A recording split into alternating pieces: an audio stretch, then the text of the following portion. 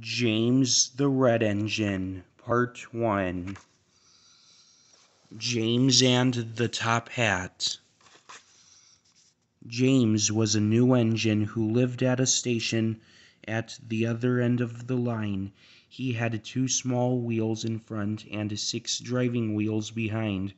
They weren't as big as Gordon's, and they weren't as small as Thomas's. "You're a special mixed traffic engine," said the. You're a special You're a special mixed traffic engine, the fat controller told him. "You will be able to pull coaches or trucks quite easily, but trucks are not easy things to manage," and on his first day, they had pushed him down a hill into a field. He had been ill after the accident, but now he had new brakes and a shining coat of red paint. "The red paint will cheer you up after your accident," said the fat controller kindly.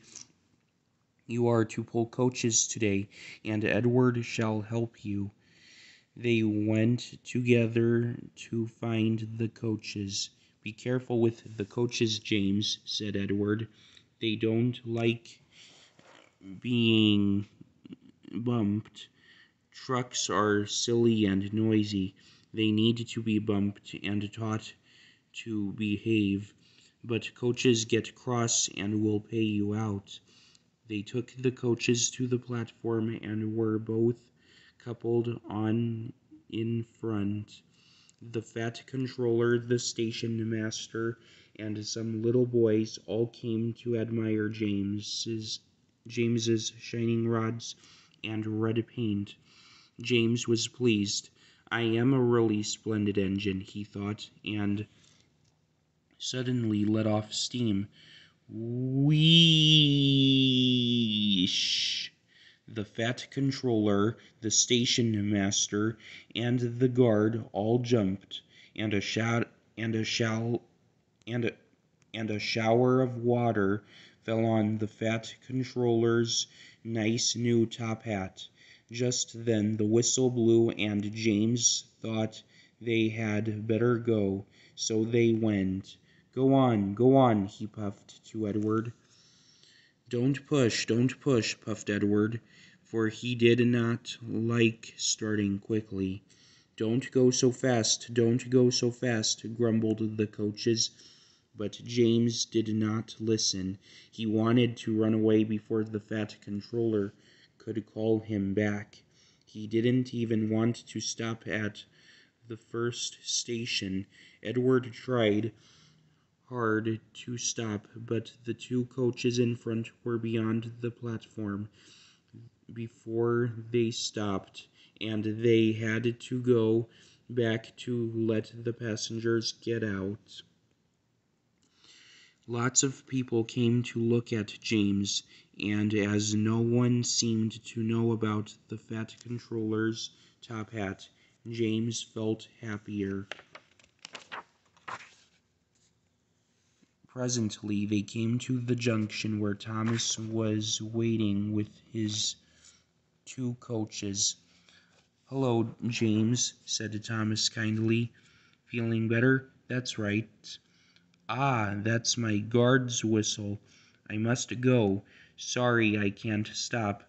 I don't know what the fat controller would do without me to run this branch line."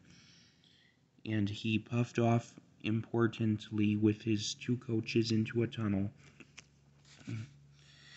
Leaving the junction, they passed the field where James had had his accident.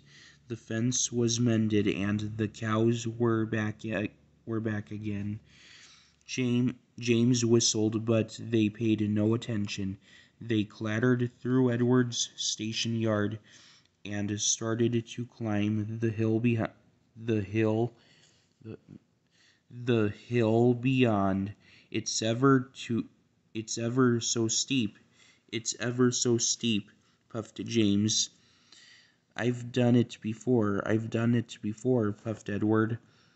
It's steep, but we'll do it. It's steep, but we'll do it. The two engines puffed together as they pulled the train up the long hill.